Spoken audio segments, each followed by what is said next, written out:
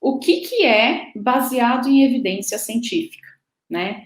Porque muitas pessoas perguntam, eu li uma reportagem falando que X coisa causa autismo, né? Ou eu escutei alguém falando que tal coisa causa autismo. Então, é importante a gente sempre pensar, sempre que você escutar alguém falando, se alguém falar alguma coisa para você, tanto para causas, né, fatores de risco para autismo, como para intervenções, o que funciona, o que não funciona, sempre faça a pergunta: quais são as evidências disso?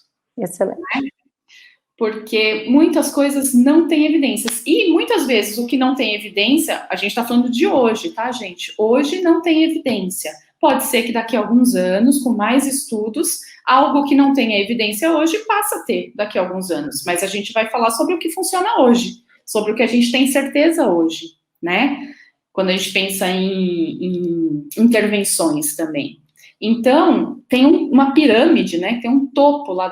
Se você pensar, tem uma pirâmide de níveis de evidências, de acordo com os estudos. E aí, lá no topo dessa pirâmide, o que tem mais evidência são as revisões sistemáticas e meta-análises. O que seria isso? Uma revisão sistemática é quando um grupo de pesquisadores faz um levantamento gigantesco da literatura, de todos os artigos publicados sobre aquele tema, analisa a metodologia que todos esses artigos utilizaram, né, verifica se foi uma metodologia ideal. O que não é ideal, eles excluem dessa revisão sistemática, né, ideal de acordo com os critérios deles, né, desse estudo que eles estão fazendo, e eles fazem uma revisão de tudo que já foi relatado na literatura científica.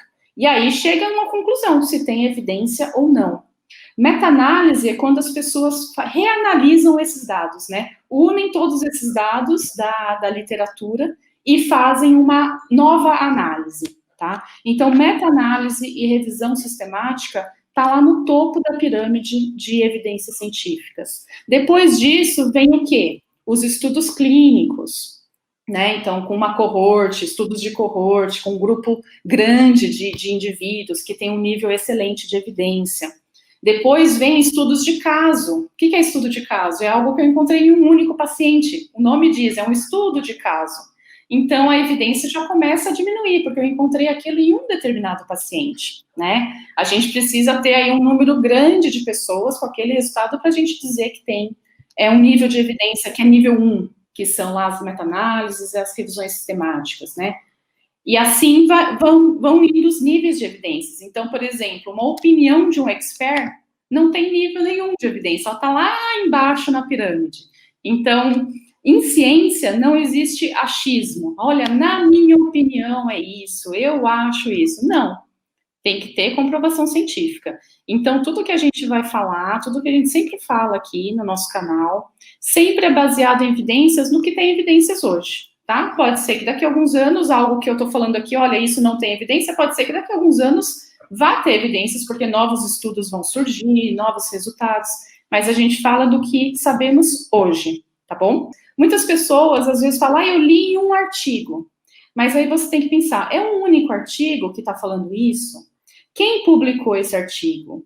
Né? Em que revista foi publicado? Em que periódico? Tem que ser publicado em revistas de alto impacto. Porque tem revistas científicas, pessoal, que às vezes você paga para publicar e a revista nem revisa o que você escreveu. Ela simplesmente aceita o seu trabalho.